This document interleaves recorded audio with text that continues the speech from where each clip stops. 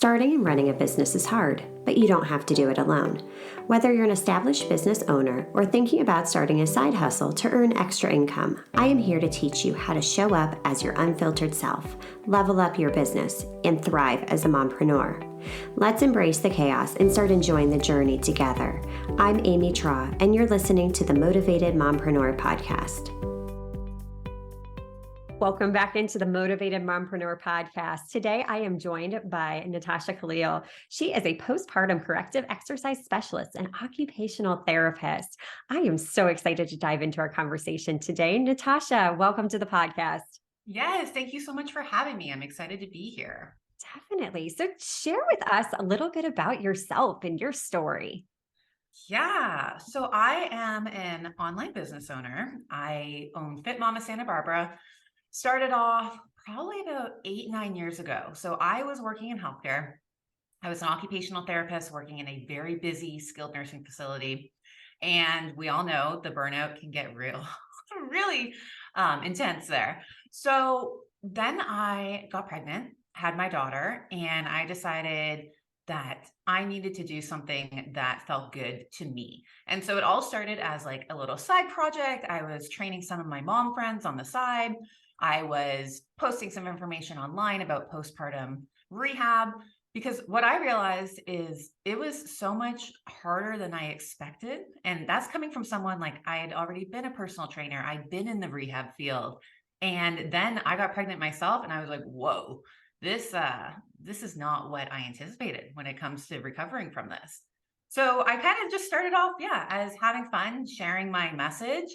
And now 9 years later, I run a full-time business and I have left the healthcare field and I'm doing it. So it's been really fun. Cheers to that, for Yeah, doing it scared, because I left a career in healthcare too. And it's hard it's because, hard because you it's know, consistent. Yeah. exactly. It's that consistent income. It's okay. I went to school for a really long time in order to have this skill set. I have all these things happening. I have those golden handcuffs on Yes, and I'm walking away absolutely. from it. But Yep. I'll tell you, it has been the most freeing decision I have ever made. Yep. Do you feel the And what same way I for you? realized too is I was for a long time, I was really trying to do both. And then you get to a point where you're not really doing anything well. So I ended up switching into home health. So I'm juggling, running around town all day, juggling all these clients while still running my personal training business, while taking more courses online and trying to promote my online side of my business. And so essentially I felt like I was working 3 full-time jobs. This is getting insane. And so as soon as I opened up, but it was always that place of fear, right? But as soon Mm-hmm. as I opened up that space in my schedule, in my brain, then the online side of it just took off because that's where I was focusing my energy. Exactly. That is so true. Opening that space and overcoming fear, questioning that fear. That's Yes, where that absolutely. shift can really take place.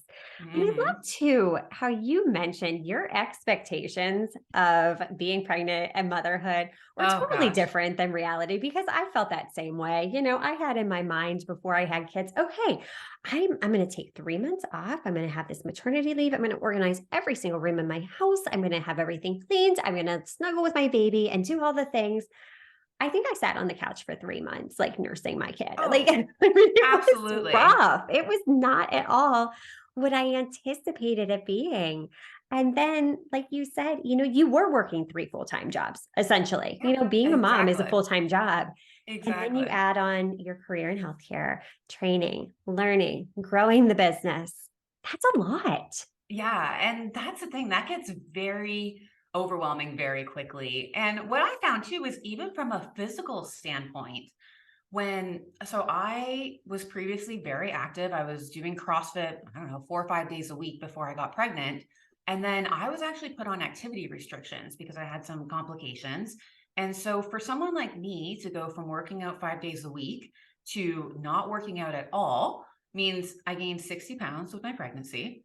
I had some pretty severe diastasis recti, and I also had a 10-pound baby. So yes. So then afterwards, it was not as simple as, oh, I'm just going to go back to the gym and jump right back into it. And that's where the light bulb kind of went off. And I'm like, I feel like there isn't enough conversation around this. And you have to remember, this is, like I said, almost 9 years ago, where Instagram was just kind of new and fresh. And so there wasn't that dissemination of information like there is now. And so I actually had no idea what to do in order to help myself. And so if I felt like that coming from a fitness background, how do other people feel? Exactly. But I love how you took that opportunity, that challenge that presented itself to you that, you know what? If I'm feeling this way, other people definitely have to be feeling this too. Absolutely. And it was really fun. It was really fun to figure out how I was going to help other women in that way. So, like I said, I actually started with just a walking club. I'm like, okay, let's do a stroller walk, right? And this was all completely free. I was like, anyone that wants to join me, come join me. Then that transitioned into workouts in the park. So then I was running these like mommy and me workouts in the park, right? And then that transitioned into then opening up my own studio because everyone was like, we need this in town. So can you do this? And then, of course, COVID hit. So totally derailed my whole studio ideas. And it also made me realize that I didn't actually want to be a studio owner. I kind of hated it. It was just like, it was not what I envisioned it to be. Let's put it that way. And so that's what really transitioned to the online piece because I'm like, okay, now I can share my message and help more people all over the place as opposed to just in Santa Barbara. So it's been really interesting to see how that's changed throughout the years. Yeah. And that evolution, isn't it cool to look back and to Yes. see how you can really connect all the dots, that Mhm. everything led you to the point where you are. You're exactly where you're meant to be. I mean, even your past experience as an OT working in healthcare, that Yeah, gave you a skill set that you were able to educate those moms, that you are exactly. able to take all of that past experience and apply it to what you're currently doing. And I think so quickly, so often we're so quick to discount our abilities, discount the things we've learned. That is such a good point because that's something that took me a really long time to realize. And truly, I owe this to my husband. So he is a serial entrepreneur. He's worked in a million different capacities. And that was something that he was really driving home to me when I had that fear of leaving healthcare. Because in my mind, I'm like, I went to school for 6 years in order to get this degree to work as an occupational therapist. And now I'm throwing it out the window. That's essentially how I felt, where I'm like, I could have been a personal trainer straight out of high school. So why would I leave in order to be a personal trainer? And that's what he really drove home for me is your years of experience have taught you things that other people do not have. And so you did not waste all this time in school. You are using that in order to better serve your clients today. Exactly, exactly. And then you took back that power. That's where your power Yes, is. How did absolutely. you overcome that fear? What steps did you take? Oh, I have to say pretty much everything I've done because I am the person who will continue to do everything until something happens that forces me not to. Sure, sure. So And so many of us can relate. yeah, I will full on admit that. So a couple of things happened in a short period of time that really threw me for a loop. So first thing was that I did get divorced. So my first husband and I split up. We're amazing now, very amicable. But that was when Addison was about 3 years old. So that gave me the incentive to find something that was more flexible because I was single momming it and it was very hard to go work a 9 to 5 job and do all the other things. The second thing that happened was COVID. And I know for a lot of healthcare or for a lot of fitness professionals, that changed the landscape, changed how we do business. And then the third thing was that there was so much more opportunity after COVID in the online space. And so, oh, and also I managed to have a back injury in there. So there was a period of time where I could not work out. And Oh so my that was gosh. really hard to go. I could not go and transfer clients out of bed and go crush my workouts and do all these things because my back was absolutely killing me all day long. And so it really opened my eyes to the fact that I needed to change something in my life because trying to do it all was not working. Yeah. And that all led me to, like I said, this online piece where I'm working on my own schedule. I have more time with my daughter. I'm serving the people that I want to serve. So everything I do is for my ideal client. And I am much easier on myself and my body because I'm not running around town all day trying to make everything work. Right. Because that leads to burnout. That leads to us just being these stressed out moms. But the Exactly. opportunities right now in the time we're living in are incredible. That is the coolest thing about this is that you can literally you have the world at your fingertips. You can share the value you bring to the table online so easily. It's just staying consistent. And I think that's where a Yes, lot of people quit so quickly is because it's not an overnight process. It exactly. required you thinking outside the box, taking those opportunities. When COVID happened, being creative of, okay, how can I make this work? And I Right. think that's where a lot of us get stuck. And I think that's what gave me the confidence, because if I had to do it on my own, if I had to make the decision, I'm going to close my studio and start investing in the online side of my business, I honestly probably wouldn't have done that for a long time. Yeah. So sometimes it's when things happen in your life that force you to change that really is the opportunity that you've been waiting for. Oh, that's so true. And I'm a huge believer in opportunities present themselves to you when you're ready for them. So Yeah. that's part of it too, is like I was at a point where I was ready, but I didn't have the confidence in myself. Right, exactly. It's mindset. Honestly, I feel like mindset Mhm. is 75 to 80% of business. The Oh, strategies and absolutely. tactics are anybody can learn anything online, but getting past that fear like you did, that's the hard part. Is taking Absolutely. that leap of faith and just trusting and looking for those opportunities. And sometimes it does take a major event. For me, that was COVID as well, Right. where it Yeah. was okay, I was working 40 hours a week. I mean, at that point, I think I was like 14 or 15 years into my career. Mhm. If that hadn't have happened, I'd still be there today. I would Yeah, not be we know doing that. any of this. Exactly. Mhm. Exactly. But it's leaning into that and seeking those opportunities that's life changing. So let's shift a little bit here. You're a busy mom. You're trying to fit in all the things. You're trying to raise your kids while running a business. What tips can you give us for preventing burnout? So you said you have been, had been in a place of burnout before. How do you navigate your day-to-day life as a business owner and mom? That is a great question and something that I talk about all the time, because even me, I am not great at it some days. There are some times where I look at my schedule and I think, why did I overschedule myself like this?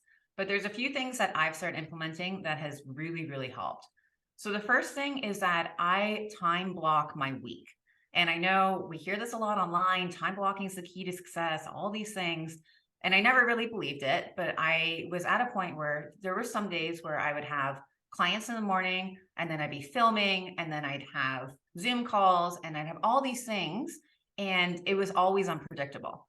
And so that is what really fueled a lot of my stress. And it wasn't the fact that I can't do all these things, it's that every day was different. And then you throw kids in the mix and you throw other obligations in the mix. So it was really hard for me to find balance in my life. And I just felt like I was working all the time. So Yeah. something that I started doing recently, maybe, yeah, I would say maybe 6 months ago, is I've now made very clear boundaries in my schedule for when I do what. So for example, like Monday, Wednesday mornings is when I work with clients. And then Tuesdays and Thursdays is when I film videos, because switching back and forth, especially when you wear multiple different hats, can be very stressful. And so at least I know if I have a day where I'm filming videos, I get up in the morning, I put my makeup on, I'm prepared for that, and I have nothing else to do except film videos. And so that makes me A, way more productive, and B, far less stressed. Exactly. And who doesn't want less stress in their lives? Exactly. The other thing that was recommended to me by a therapist, and once again, I am a go, go, go kind of person. I want to get all the things done in as short a period of time as possible. So I used to schedule everything back to back all day long. So say I had client appointments, I would have someone at 9, 10, 11, 12. And so she recommended to me to start adding in buffer time. Now, for someone like me, buffer time seems like a complete waste. I'm like, why would I add 15 minutes in between every person and then have to be working for an extra hour, right? But once I started doing that and really taking her advice of using that time to just reset, I also realized that that is so needed. If you are constantly running from one thing to the next, you're just running on adrenaline all day. So Yeah. taking that buffer time to decompress and just even take 10 minutes to sit and have some water and relax before you jump into another client can be really mind or really life changing. That it truly is. And those are such simple little shifts to make that Mhm. can make such a big impact in your day. And I appreciate the fact that you shared that, you're still working on this because it is Yeah. something that takes practice for every single one of us. So if you're listening to this, just know you're not alone. If you're struggling with those things, so are we. And Oh, it doesn't absolutely. make there's nothing wrong with you and there's nothing wrong with that. And just practicing. And for me, same thing. I had to be intentional with how I used my time when I walked away from a schedule where I was literally handed a schedule at the beginning of my workday and I was seeing a patient every 30 to 45 minutes. Yep. And so when I became a full time business owner, suddenly I had all of this time. So I had to be very strategic about, okay, how can I maintain my focus? Where can I focus that energy? And Yes. by realizing, okay, I've run on a schedule for the last 16 years, I need to figure out how to translate that now into my business because that's what my brain's conditioned to do. And it Exactly. still takes practice. It takes being intentional, but being able to have that focused energy, Mhm. it does. It makes you so much more productive.